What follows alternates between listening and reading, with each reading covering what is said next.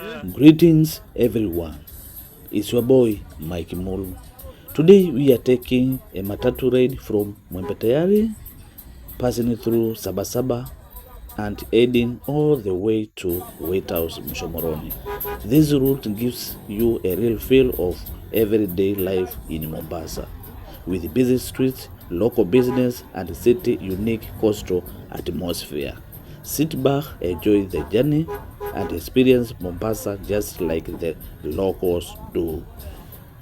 If you enjoy city rides and travels video, don't forget to subscribe, comment and follow for more adventures.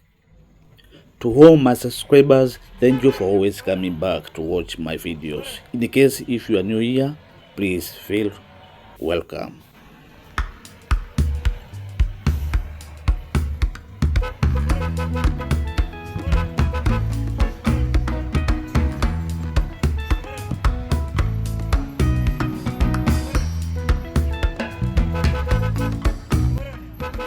From Mwembe Tayari, we follow Mombasa Nairobi Highway, the main route connecting Changamwe.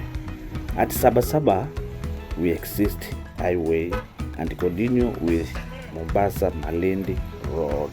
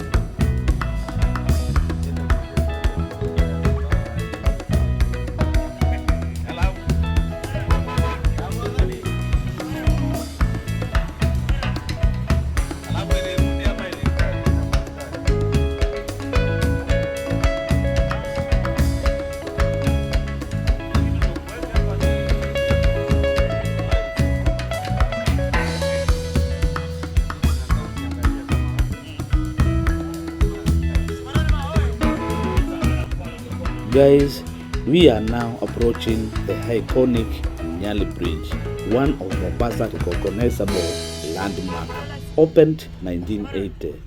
The bridge connects Mombasa Island to the mainland, north, and serves thousands of commuters every day.